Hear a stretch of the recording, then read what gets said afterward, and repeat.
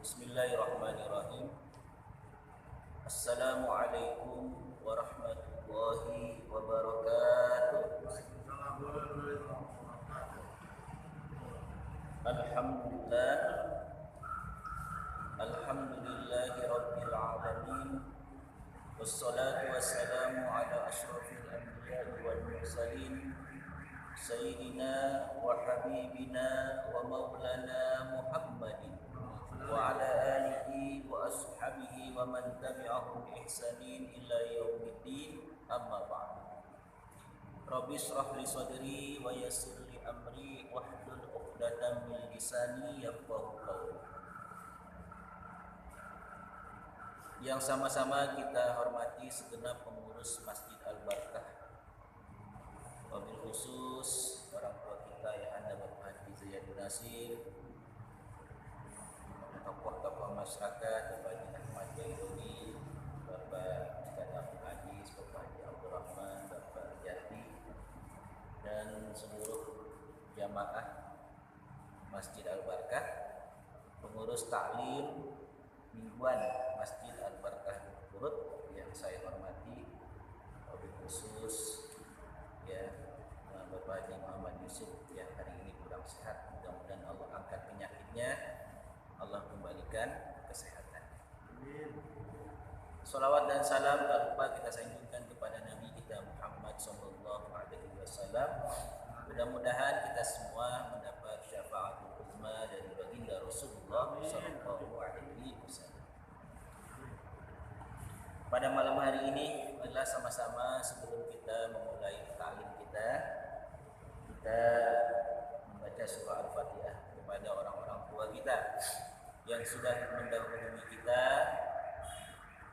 orang tua kita semua, para pejuang Masjid Al-Barakah, keluarga kita, sanak famili kita, dan juga kita doakan orang-orang tua kita yang pada kurang sehat, mudah-mudahan Allah angkat penyakitnya, Allah kembalikan kesehatannya, Allah sembuhkan dan bisa berkumpul kembali dengan kita.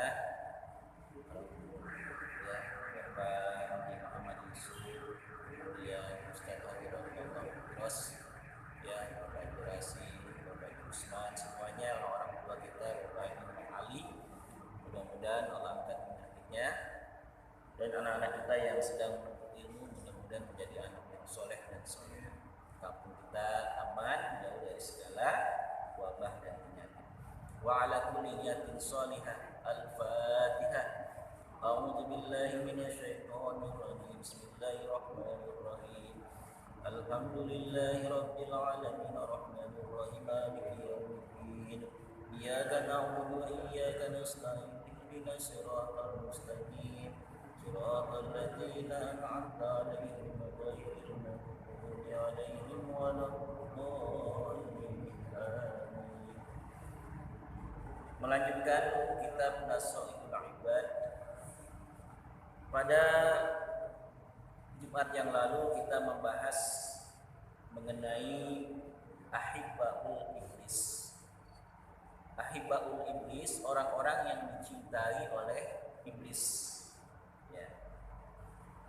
Yang pertama, al-imamul jahil, pemimpin yang zalim, pemimpin yang sesat. Yang kedua, kekasih-kekasih iblis itu adalah al-mutakabbir, orang-orang yang sombong. Yang ketiga, al-ghaniyyu alladzi la yubali min aina yaktasibul mal. Yang ketiga adalah orang-orang kaya yang tidak peduli dari mana harta itu dia peroleh dan kemana harta itu dia infakkan. Yang keempat, di antara kekasih-kekasihnya iblis adalah al-alim alladzi saddaqal amir ala jawmi. Orang pintar, orang alim yang membenarkan pemimpin-pemimpin yang sesat. Kemudian at-tajir al-kha'in, pedagang yang khianat, pedagang yang menipu, itu termasuk kekasih-kekasihnya iblis. Kemudian al-muhtakir, orang yang menimbun harta, orang yang menyimpan harta untuk dijual lagi di saat harganya lagi naik. Itu namanya al-muhtakir. Itu termasuk kekasih-kekasihnya iblis. Kemudian azani, orang yang berbuat zina. Gitu. Orang yang berbuat zina. Nabi kita Muhammad SAW mengatakan, iyyakum wa zina. Hati-hatilah dengan zina. Zina itu adalah perbuatan yang keji dan munkar, ya, yang tidak diridhoi dan sama sekali dibenci oleh Allah Subhanahu wa taala. Maka dikatakan iyyakum wazina. Fa inna fihi arba'a hisal. Karena orang berzina itu ada 4 golongan, ada 4 macam. Ya. Pertama, yuzhibu al-baha minal wajhi. Orang yang berzina itu wibawa mukanya, wibawanya itu hilang. Orang yang berzina itu malu sekampung, ya. Wibawanya hilang. Wa yaqta'u rizq. Orang yang berbuat zina rezekinya diputus oleh Allah. Wa yusqitu rahman, dibenci oleh yang Maha Pengasih, yaitu Allah Subhanahu wa taala. Dan orang yang berzina itu wa yastawjibul khulud finnar. Orang yang berzina itu dia akan kekal di dalam api neraka. Maka orang yang berzina ini termasuk kekasihnya iblis. Kemudian aklu riba, orang yang makan riba itu termasuk kekasihnya iblis. Ya, aklu riba. Gitu. Kemudian al-bakhil alladzi la yubalu min aina yajma'ul mal. Orang pelit yang enggak peduli dari mana dia mengumpulkan harta tersebut. Dan yang ke-10, di antara kekasihnya iblis adalah syaribul khamri al-mudmin. Orang yang minum khamr terus menerus. Khamr itu termasuk narkoba, itu termasuk jenis khamr, ya. Minum-minuman keras itu adalah orang yang minum minuman keras termasuk kekasihnya iblis, ya. Man syariba khamran kharaja nuril iman min jauh. Man syaribal khamra, barang siapa yang minum minuman keras, kharaja nurul iman, maka cahaya imannya itu keluar dari wajahnya, dari seluruh anggota badannya. Orang yang suka minum minuman keras, sedikit atau banyak, orang yang suka minum minuman keras itu haram hukumnya, sedikit atau banyak. Kullu muskirin haram. Setiap yang memabukkan itu adalah haram. Ya. Setiap yang memabukkan itu adalah haram. Sedikit atau banyak termasuk haram. Itulah 10 golongan yang termasuk ahibbaul iblis, kekasihnya iblis. Yang selanjutnya adalah yang kita akan bahas pada malam hari ini adalah a'daul iblis. A'daul iblis, a'da itu diambil dari kata aduun. Itu artinya musuh. Kalau a'da jamak, musuhnya iblis. A'daul iblis, musuhnya iblis. Tsumma qala Nabi sallallahu alaihi wasallam li iblis. Kemudian Nabi bertanya kepada iblis. Nabi sallallahu alaihi wasallam itu bertanya kepada iblis. Fakam a'da'uka min ummati. Berapa banyak musuh-musuh kamu dari umatku? Jadi musuh-musuh iblis dari umat Nabi Muhammad itu ada berapa? Kata Rasulullah. Qala, kemudian iblis berkata kepada Nabi kita Muhammad sallallahu alaihi wasallam, a'da'i isyruna nafaron, musuh-musuhku dari umatmu wahai Nabi Muhammad sallallahu alaihi wasallam ada 20 orang. Musuh-musuhnya iblis dari umat Nabi Muhammad itu ada isyruna nafar, 20 orang. Ini. Awaluhum, yang pertama di antara 20 itu, anta ya Muhammad, engkau wahai Muhammad. Nabi itu musuh utamanya iblis. Ubghiduka, ya, aku betul-betul sangat membenci kamu. Ubghiduka, membenci Nabi. Jadi musuh utama iblis itu adalah Nabi kita Muhammad sallallahu alaihi wasallam. Ini. Kenapa Nabi kita Muhammad sallallahu alaihi wasallam menjadi musuh utamanya iblis? Karena Nabi kita Muhammad itu adalah nabi yang diutus oleh Allah Subhanahu wa taala untuk membawa risalah Islam. Risalah Islam. Islam itu apa? Islam secara bahasa diambil dari kata-kata aslama yuslimu islaman. Bukan salima yaslamu salamatan, bukan, tapi aslama yuslimu islaman. Ketika kita tarik akar kata Islam dari kata aslama yuslimu islaman, maka dia memiliki arti al-inqiyad wa ta'ah wal istislam.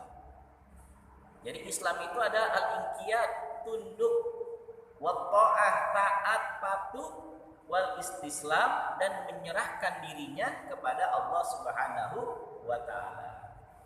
Orang yang tunduk, taat, patuh, menyerahkan dirinya kepada Allah Subhanahu wa taala disebutlah dia muslimun.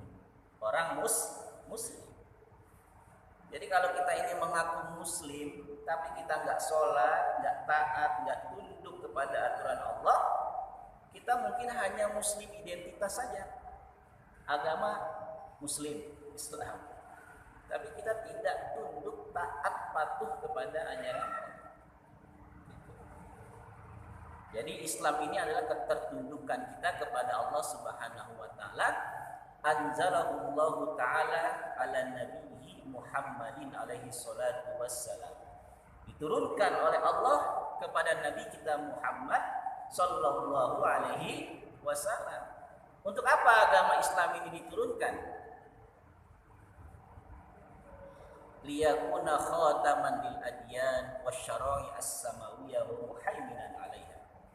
Islam itu diturunkan kepada Nabi Muhammad khataman lil adyan, untuk atau sebagai penutup dari agama-agama yang lalu. Wasyara'i as-samawiyah, dan juga syariat-syariat agama samawi, agama Yahudi, agama Nasrani, dan agama-agama yang lain itu ditutup, disempurnakan oleh Islam. Wa muhaiminan 'alaiha. Islam itu menjaga syariat-syariat agama-agama sebelumnya. Maka dengan datangnya Nabi kita Muhammad membawa risalah Islam, mestinya orang-orang yang di luar Islam itu percaya dan yakin dengan adanya Nabi Muhammad, karena dia adalah khatamal anbiya wal mursalin wa yakuna khataman lil adyan was syara'i as-samawiyyah. Itu kalau kitab-kitab sucinya masih murni, masih suci. Ya, akan datang Nabi terakhir yang bernama Ahmad. Nah, Nabi kita Muhammad SAW itu diutus oleh Allah Subhanahu wa taala membawa rahmat. Wa ma arsalnaka illa rahmatan lil alamin. Wa ma arsalnaka, tidak kami utus engkau ya Muhammad illa melainkan rahmatan lil alamin, sebagai rahmat untuk sekalian alam. Kalau kita buka tafsir Ibnu Katsir ayat ini, maka kata Ibnu Katsir dalam tafsirnya, innallaha ja'ala Muhammadan rahmatan lil alamin. Bahwasanya Allah menjadikan Nabi kita Muhammad sebagai rahmatan lil alamin. Wa man qabbala hadhihi rahmah, barang siapa yang menerima rahmat ini, wa syakara hadhihi ni'mah, dan menerima nikmat ini, sa'ida fid dunya wal akhirah, maka dia akan bahagia di dunia dan di akhirat. Sebaliknya, wa man raddaha, barang siapa yang menolak rahmat ini, nikmat Islam, khasira fid dunya wal akhirah, maka dia akan rugi, sengsara di dunia dan di akhirat. Kenapa iblis begitu benci dengan Islam yang diturunkan kepada Nabi kita Muhammad? Karena Islam ini nikmat buat kita, Islam ini rahmat buat kita. Di antara rahmatnya Islam, nikmatnya Islam itu adalah Islam ini agama alladzi yurdiyahu Allah taala li'ibadihi, agama yang paling diridhoi oleh Allah Subhanahu wa taala terhadap hamba-hambanya. Itu Islam nikmat. Risalahnya betul-betul luar biasa. Nikmat yang paling utama itu nikmat Islam, udah gak ada yang lain. Kalau nikmat yang lain terputus dengan kematian, ya, aksiru min zikri hadimil ladat, yakni al-maut. Perbanyaklah yang memutuskan nikmat-nikmat hidup kita di dunia ini. Apakah itu kematian? Punya mobil nggak dibawa mati, punya rumah nggak dibawa, anak istri nggak dibawa. Tetapi nikmat Islam ini kita bawa fi dunia wal akhirah, dari dunia sampai akhirat. Itu nikmat, ya, dibawa itu sampai mati. Jadi agama yang paling dicintai, diridhoi oleh Allah itu adalah agama Islam. Inna dina indallahil Islam. Agama yang diakui di sisi Allah adalah agama Islam. Wa may yabtaghi ghairal islami dina fala yuqbala minhu wa huwa fil akhirati minal khasirin. Barang siapa yang mencari agama selain agama Islam, itu enggak akan diterima oleh Allah dan dia termasuk orang yang paling rugi. Nah, ini. Jadi iblis ini berusaha supaya umat Nabi Muhammad ini keluar dari agama Islam. Iblis berusaha supaya umat Nabi Muhammad ini keluar dari agama Islam. Maka banyak sekali aliran-aliran yang menyesatkan. Kenapa timbul aliran yang menyesatkan itu? Karena godaan iblis. Karena iblis gak mau umat Nabi Muhammad ini mengakui Islam sebagai agama buat mereka. Jadi digoda oleh iblis supaya kita ini keluar dari agama Islam. Ya. Maka iblis benci sekali dengan Nabi Muhammad karena dia membawa agama Islam yang satu-satunya agama yang paling diridhoi oleh Allah Subhanahu wa taala. Al-Islam huwa dinul fitrah. Islam itu agama fitrah. Islam itu agama fitrah. Kenapa Islam itu agama fitrah? Karena Islam itu sesuai dengan naluri kita, sifat dasar manusia. Kita ini kan masih berada di alam ruh sebelum kita berada di alam dunia atau di alam rahim. Kita ini bersaksi kepada Allah Subhanahu wa taala. Alastum bi rabbikum? Qalu bala syahidna. Bukankah aku ini adalah Tuhan kamu? Maka kita menjawab nih dulu di alam ruh, ya, engkau adalah Tuhan kami. Jawaban kita yang disaksikan oleh para malaikat ini menunjukkan bahwa dalam diri kita ini ada fitrah agama, fitrah bertuhan. Maka iblis itu nggak suka sama kita karena memang dalam diri kita ini ada fitrah agama. Kita sudah bersaksi dulu. Ya. Orang sebejat apapun, maksiatnya banyak, itu masih bisa tobat. Karena apa? Karena fitrah agamanya ada di dalam dirinya. Dulu ada gembong narkoba mau dihukum mati. Bandar narkoba luar biasa. Kenapa orang yang nggak begitu kenal agama, yang nggak pernah melaksanakan ibadah, berbuat maksiat, tapi ketika di akhir hayatnya dia mau bertobat? Karena ada fitrah agama di dalam dirinya. Terus iblis itu luar biasa menggoda kita supaya kita nggak beragama, nggak bertuhan, nggak ibadah dan lain sebagainya. Ya. Al-Islam dinut tauhid al-khalis. Islam juga agama tauhid. Agama tauhid yang lurus, yang murni. Tuh. Qul huwallahu ahad. Katakanlah Allah itu satu. Nah, iblis ini menggoda kita. Ya, tauhid kita ini digoda. Enggak cukup cuma Allah aja. Kita harus percaya dengan goa, dengan patung, dengan cincin, dengan pohonan. Digoda terus ketauhidan kita oleh iblis. Padahal Allah sudah mengatakan qul huwallahu ahad la ilaha illallah. Itu yang pertama. Kenapa iblis begitu membenci Nabi kita Muhammad sallallahu alaihi wasallam? Karena Nabi kita Muhammad sallallahu alaihi wasallam arsala, diutus oleh Allah rahmatan lil alamin. Membawa rahmat untuk semesta alam dan membawa nikmat yang sangat besar. Apakah itu?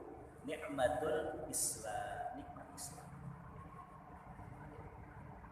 Maka kalau kita tidak ingin terpedaya oleh godaan iblis, tunduk, taat, patuh kepada ajaran Allah Subhanahu wa taala. Ya. Yang kedua, min a'da'il iblis, dari musuh-musuhnya iblis adalah al-alim, al-amil bil ilm, orang alim yang mengamalkan ilmunya. Nah, ini musuhnya iblis nih, orang alim, orang pintar, tapi dia mengamalkan ilmunya. Allah mengatakan innama yakhsallaha min ibadihil ulama. Innallaha azizun ghafur. Innama yakhsyallaha, sesungguhnya yang takut kepada Allah min ibadihi, dari hamba-hambanya adalah ulama. Jadi Allah itu innama yakhsyallaha, jangan yakhsyallahu, itu adalah al-maf'ul al-muqaddam, maf'ul yang didahulukan. Mana fa'ilnya? Fa'ilnya adalah al-ulama. Kenapa didahulukan maf'ulun bihnya dalam ilmu nahwu? Karena menunjukkan yang paling ditakuti oleh ulama-ulama itu adalah Allah. Maka maf'ulnya muqaddam. Innama yakhsyallaha min ibadihi al-ulama'u. Gitu. Jangan dibalik. Jangan innama yakhsyallahu, jangan, tapi innama yakhsyallaha. Maf'ulnya muqaddam, menunjukkan kebesaran Allah. Nah, ulama yang mengamalkan ajarannya itulah ulama yang paling ditakuti sama iblis gitu.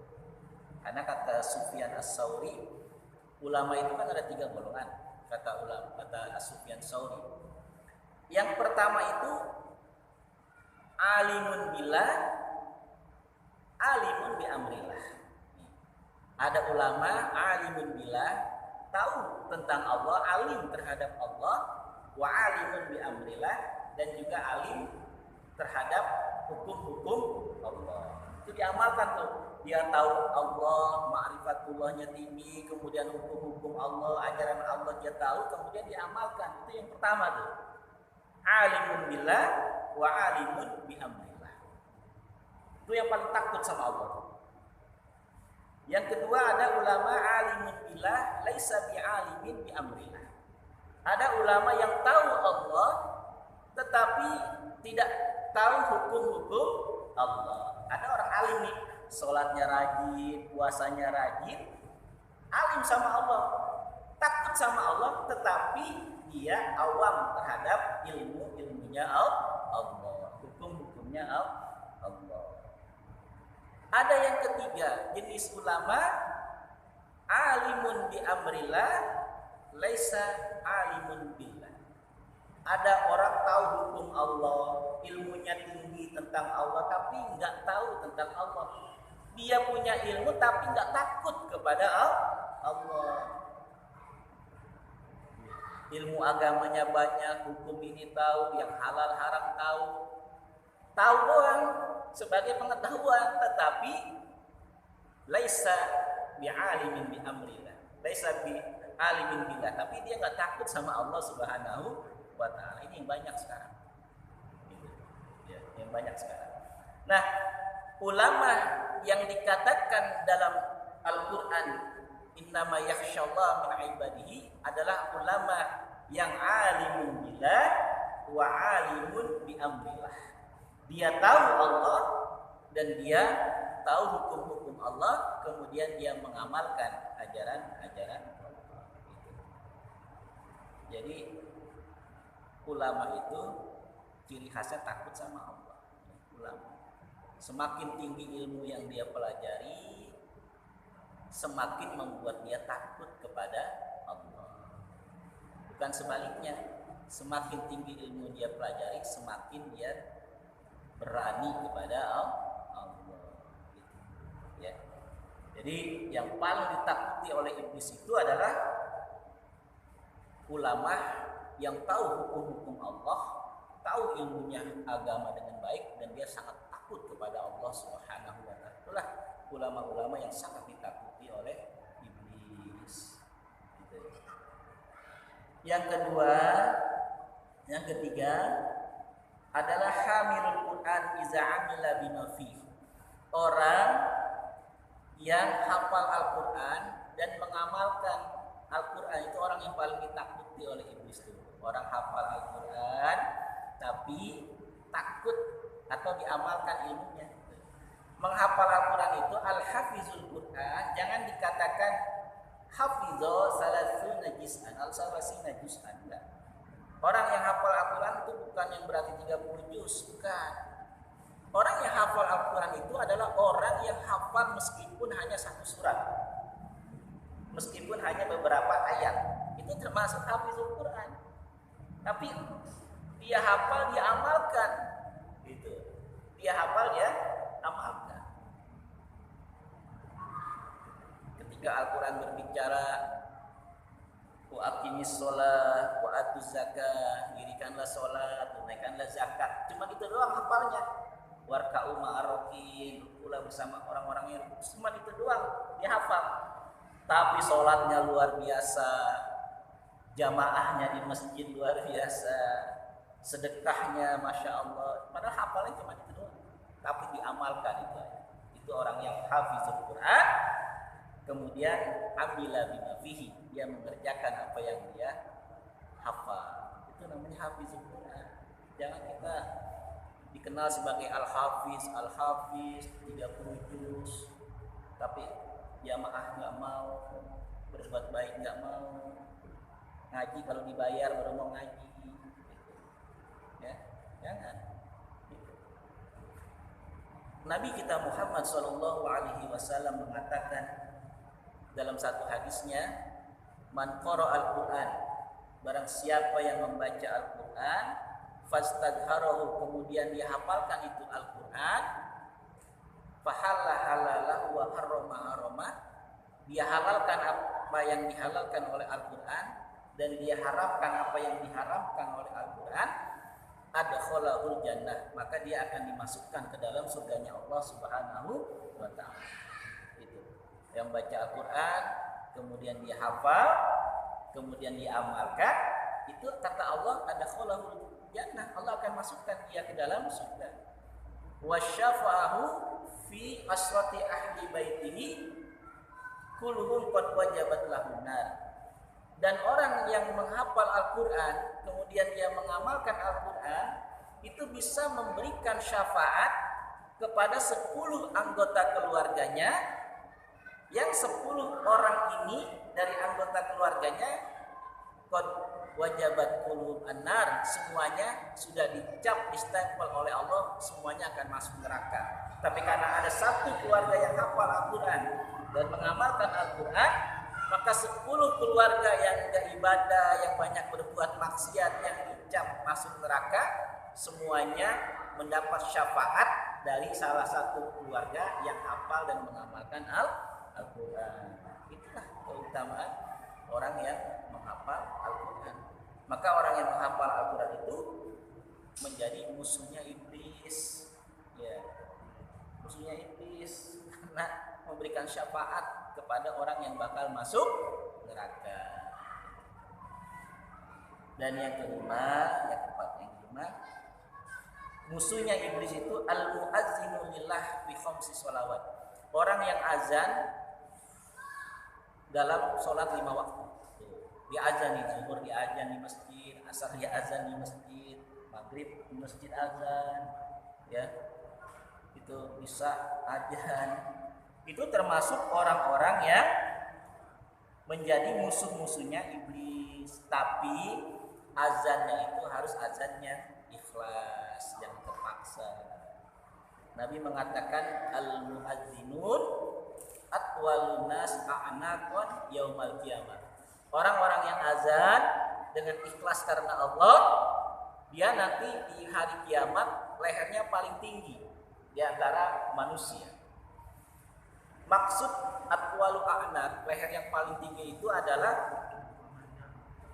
dia mulia di sisi Allah.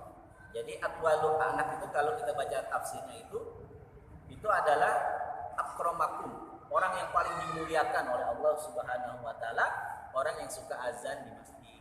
Tetapi ya, azan itu ada syarat-syaratnya. Ini ada azan itu ada beberapa hal yang harus kita ketahui. Pertama, kalau azan itu dalam keadaan suci, ya, usahakan dalam keadaan bersih, suci, wudu.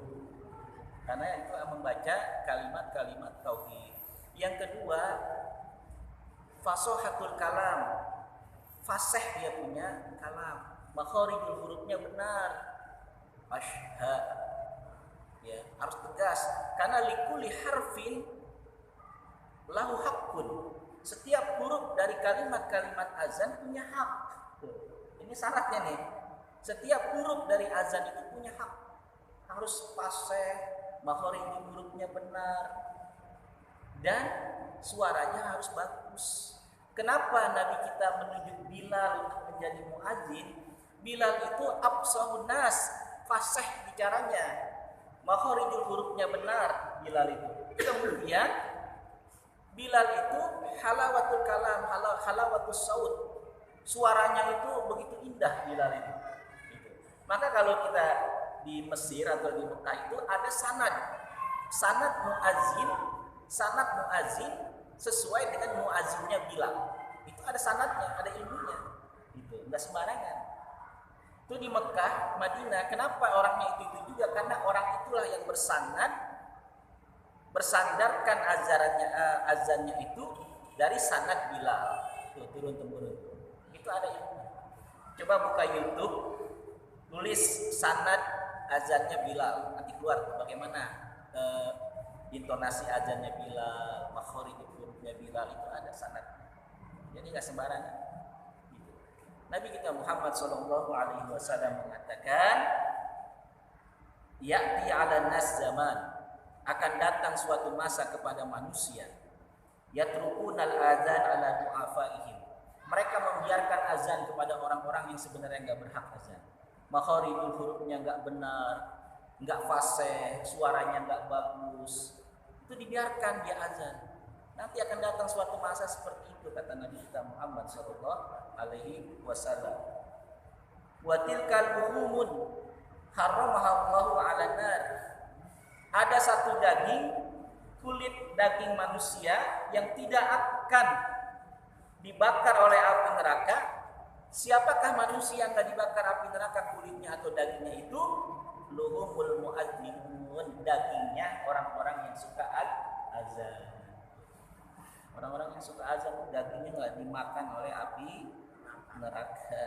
Kalau azannya ikhlas dan sesuai dengan apa yang dianjurkan oleh Nabi kita Muhammad Sallallahu Alaihi Wasallam. Al-muadzin al-muhtasib kasyahidi al-mutasahhid bidami. Orang yang azan karena ikhlas karena Allah, dia akan mendapatkan pahala mati syahid.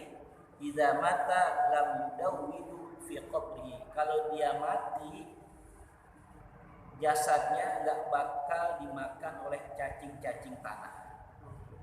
Kalau dia azannya ikhlas karena Allah, gitu ya.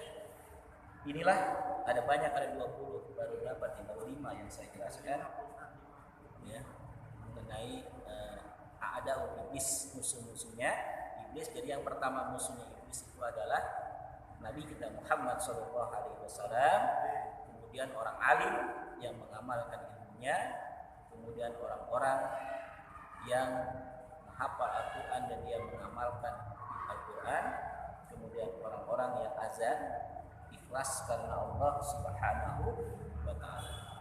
Mudah-mudahan apa yang saya sampaikan ada manfaatnya, ya. Mudah-mudahan juga apa yang saya sampaikan dapat dipahami, dapat dicerna dengan baik, ya. Marilah sama-sama kita akhiri ta'lim kita pada malam hari ini. Kita tutup ta'lim kita dengan membaca surah Al-Fatihah. Ila hadratin Nabi Muhammad sallallahu alaihi wasallam. Al-Fatihah. A'udzu billahi minasyaitonir rajim. Bismillahirrahmanirrahim. Alhamdulillahirabbil alamin arrahmanir rahim maliki yaumiddin. Iyyaka na'budu wa iyyaka nasta'in. Ihdinas siratal mustaqim. Siratal ladzina an'amta 'alaihim ghairil maghdubi 'alaihim waladdallin. Bismillahirrahmanirrahim. Alhamdulillahirabbil alamin. Allahumma shalli 'ala Muhammad wa 'ala ali Muhammad. Allahumma ighfir lana dhunubana wa liwalidayna warhamhuma kama rabbayana shaghira wa li jami'il muslimin wal muslimat wal mu'minin wal mu'minat al ahya'i minhum wal amwat. Allahumma inna nas'aluka 'ilman nafi'an wa rizqan wasi'an wa shifaa'an min kulli da'in wa saqamin bi rahmatika ya arhamar rahimin. Rabbana atina fid dunya hasanah wa fil akhirati hasanah wa qina adzabannar. Wassallallahu ala Muhammadin wa ala alihi wasallam. Walhamdulillahi rabbil alamin. Mohon maaf atas segala kekurangan. Assalamualaikum warahmatullahi wabarakatuh.